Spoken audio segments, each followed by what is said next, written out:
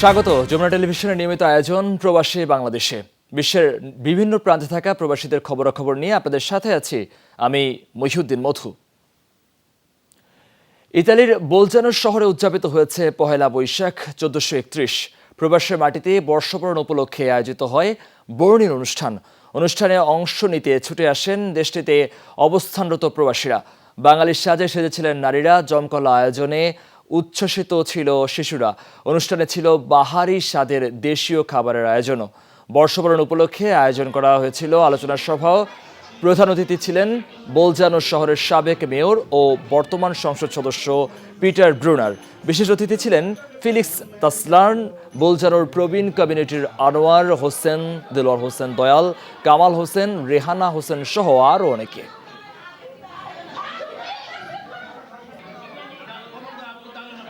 Übergeben und vor allem muss man ja sagen, ihr seid ja hier in Südtirol, proprio siete qua in Alto Adige, che alla fine è diventata anche la vostra patria, che vuol dire. দর্শক, যুক্তরাজ্যে অনুষ্ঠিত হয়েছে স্থানীয় সরকার নির্বাচন। গতকাল স্থানীয় সময়ে সকালে শুরু হয় নির্বাচনের ভোট গ্রহণ। এই বিষয়ে আমরা বিস্তারিত জানবো। আমাদের সহকর্মী যুক্তরাজ্য থেকে যোগ দিচ্ছেন সরাসরি সৈয়দ সাদেক আহমেদ। সাদেক, শুরুতেই জানতে চাই যে কেমন হলো নির্বাচন, আপনার পর্যবেক্ষণ কেমন ছিল?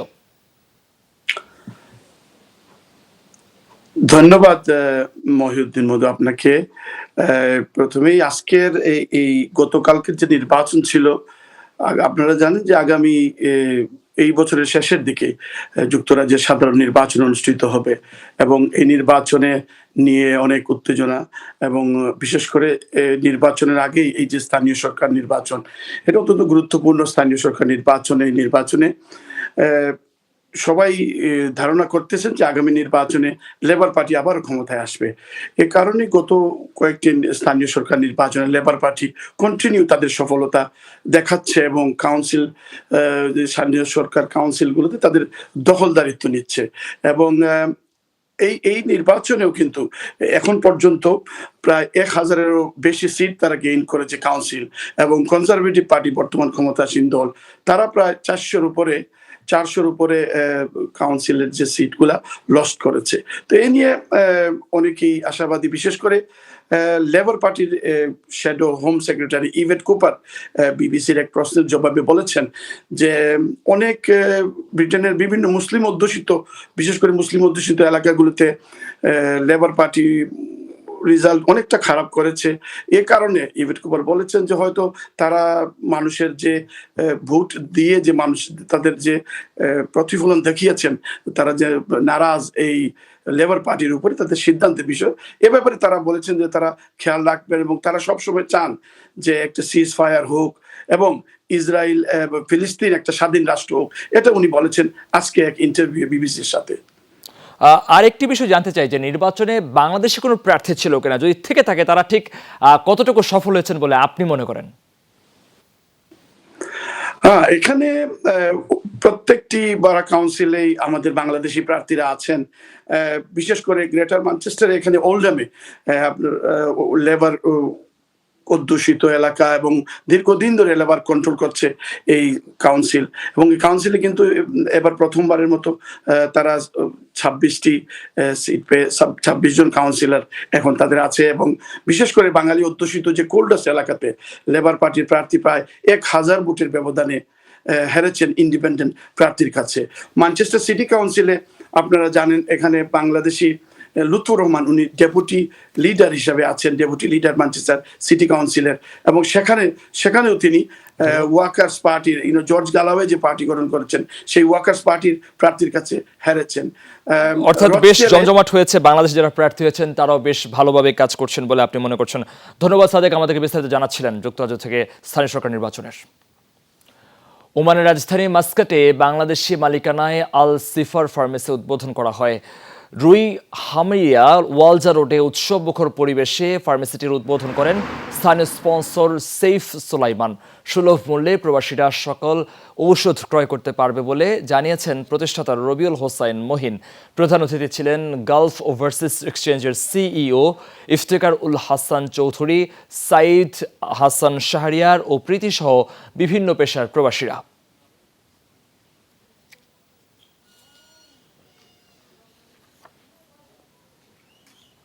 আমার ফার্মেসি, আপনাদের ফার্মেসি, সবার জন্য উন্মুক্ত, সবার জন্য সুলভ মূল্যে এবং সকল সুবিধা অনুযায়ী যার যেটা প্রয়োজন আপনারা এখানে আসলে পাবেন। প্রবাসী বাংলাদেশিরা যারা হামরিয়া থাকেন ওনারা যেন সুলভ মূল্যে ওনাদের ওষুধপত্র পেতে পারেন। এখানে আপনারা সুলভ মূল্যে আপনাদের প্রয়োজনীয় যত ধরনের ওষুধ আছে সেগুলো পাবেন। মাশাআল্লাহ, لهم تجارة لهم دور، جزاهم الله خير، أشكرهم جزيل الشكر। শিক্ষার্থীদের প্রতিবাদ জানানোর অধিকার আছে, কিন্তু বিশৃঙ্খলা ও সহিংসতা সৃষ্টির কোনো সুযোগ নেই, এমন হুঁশিয়ারি দিয়েছেন মার্কিন প্রেসিডেন্ট জো বাইডেন। যুক্তরাষ্ট্রের বিশ্ববিদ্যালয়গুলোতে ফিলিস্তিনের সমর্থনে ছড়িয়ে পড়া বিক্ষোভ নিয়ে প্রথমবারের মতো মন্তব্য করলেন মার্কিন প্রেসিডেন্ট। হোয়াইট হাউসের সংবাদ সম্মেলনে দেয়া বক্তব্যে এই মন্তব্য করেন তিনি। বাইডেন বলেন, ভিন্ন মত প্রকাশ গণতন্ত্রের জন্য গুরুত্বপূর্ণ, কিন্তু কোনো ধরনের ধ্বংসাত্মক কর্মকাণ্ড গ্রহণযোগ্য হতে পারে না। এ সময় বিশ্ববিদ্যালয়ে পুলিশের অভিযানের পক্ষেও সাফাই গান বাইডেন। বলেন, রাষ্ট্রের সম্পদ ধ্বংস করা প্রতিবাদের কোনো ভাষা হতে পারে না, এটা আইনের পরিপন্থী।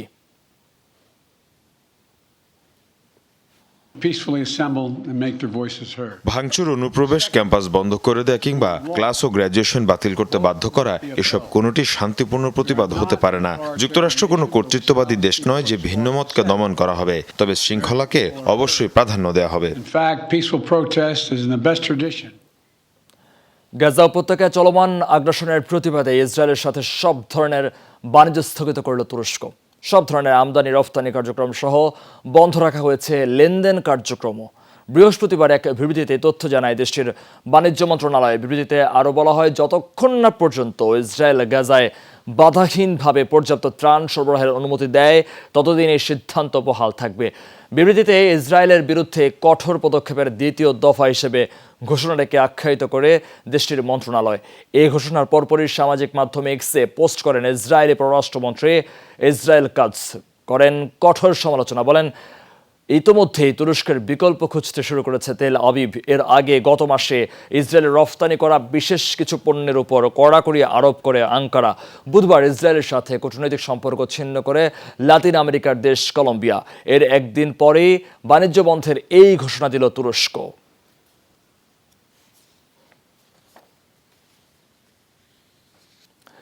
যুক্তরাষ্ট্রের পার্লামেন্টে ইউক্রেনকে সামরিক সহায়তা দেওয়া সংক্রান্ত বিল পাশের প্রায় 15 দিন হয়ে গেল, এখনও দেশটিতে পৌঁছায়নি সহায়তা। তাই রণক্ষেত্রে দিন দিন আরও কোণঠাসা হয়ে পড়ছে কিয়েভ। কবে নাগাদ দূরপাল্লার মিসাইল আর আর্টিলারি শেল হাতে পাবে সেনারা, সে ব্যাপারে এখনও জানা যায়নি কোনো তথ্য। তাতে সেনাদের মধ্যেও বাড়ছে হতাশা।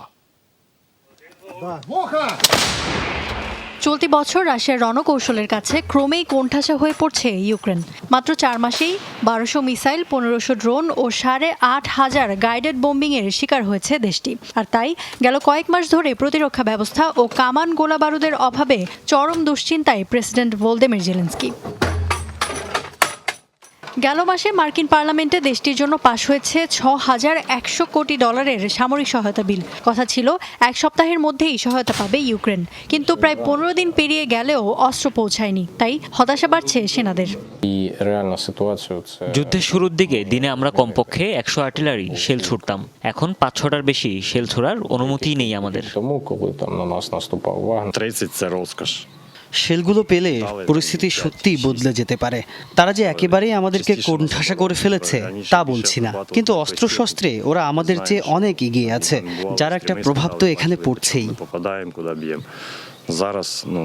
শুধু অস্ত্র নয়, জনবল সংকটেও নাকাল ইউক্রেনের সেনাবাহিনী। পুরনো সৈন্যরা অনেকেই হয়ে পড়েছেন অসুস্থ। শুধু অস্ত্র নয়, জনবল সংকটও বাড়ছে দিন দিন। যারা একটানা যুদ্ধ করে যাচ্ছে তারা এখন অসুস্থ হয়ে পড়ছে। তাদের চিকিৎসার পাশাপাশি বিশ্রামও দরকার। একে তো অস্ত্র নেই, তার উপর লোকবল কম। আমার নিজেরই কম করে হলেও 1 সপ্তাহ বিশ্রাম দরকার, কিন্তু কিছু করার নেই। দিনে 15 থেকে 17 ঘন্টা করে ডিউটি করছে। ইউক্রেনের সেনারা যখন অস্ত্র সংকটে, তখন নিজেদের সক্ষমতার জানান দিতেই নতুন করে অস্ত্র কেনার ঘোষণা দিয়েছে রাশিয়া। ইফাতারা খন্দকার, যমুনা নিউজ। দেশের বাজারে স্বর্ণের দাম প্রতি ভরিতে 1878 টাকা কমিয়েছে বাংলাদেশ জুয়েলার্স অ্যাসোসিয়েশন বাজুস। এই নিয়ে টানা ৮ম বারের মতো দাম কমানো হয়েছে। 22 ক্যারেটের 1 ভরি স্বর্ণের দাম হয়েছে ১,০৯,১63 টাকা। বাজুস জানায়, স্থানীয় বাজারে তেজারি স্বর্ণের দাম কমেছে। সার্বিক পরিস্থিতি বিবেচনায় নতুন দাম নির্ধারণ করা হয়েছে। নতুন দাম অনুযায়ী 21 ক্যারেটের দাম ১,০৪,১৯৫ টাকা। সনাতন পদ্ধতির সোনা ৭৫,৫৫৯ টাকায় বিক্রি হচ্ছে। তবে অপরিবর্তিত রাখা হয়েছে রূপার দাম। প্রবাসী বাংলাদেশিরা এপ্রিলে ২০৪,৩০,০০,০০০ রেমিটেন্স পাঠিয়েছেন। মার্চে আসা ১৯৯,৭০,০০,০০০ বাংলাদেশ ব্যাংক এ তথ্য প্রকাশ করেছে। রমজান ও ঈদে প্রবাসীরা বেশি অর্থ পাঠান কিন্তু এবার মার্চে রেমিটেন্স প্রবাহ কমে যায়। তবে ঈদের রেমিটেন্স প্রবাহ কিছুটা বেড়েছে। চলতি অর্থ বছরের শুরুতে রেমিটেন্স প্রবাহে বড় বিপর্যয় হয়েছিল। গত আগস্টে প্রবাসী আয় এসেছিল $160 কোটি, আর সেপ্টেম্বরে সেই প্রবাহ $133 কোটি নেমে যায়। রাজধানীতে polycystic ovary society of Bangladesh PCOSB এর আয়োজনে অনুষ্ঠিত হলো প্রথম আন্তর্জাতিক বৈজ্ঞানিক সম্মেলন। সেখানে 6টি সেশনে দেশি বিদেশি মোট 64 জন বক্তা, প্যানেলিস্ট সহ তাদের বৈজ্ঞানিক উপস্থাপনা তুলে ধরেন। দুপুরে এর উদ্বোধন করেন স্বাস্থ্য অধিদপ্তরের ডিজি অধ্যাপক ডক্টর ABM খুরশিদ আলম। অনুষ্ঠানে বক্তারা উপস্থিত ছিলেন 550 জন গাইনি চিকিৎসকদের সাথে বিভিন্ন জ্ঞান ও দক্ষতা, উন্নত চিকিৎসা পদ্ধতির সঠিক প্রয়োগ সম্পর্কে ধারণা দেন। এ সময় স্বাস্থ্য অধিদপ্তরের ডিজি বলেন, বর্তমানে ইলেকট্রিক ডিভাইস ব্যবহারের প্রবণতা বৃদ্ধি পাওয়ায় স্থূলতা ও সন্তান ধারণ ক্ষমতা সংক্রান্ত সমস্যা তৈরি হচ্ছে বেশি।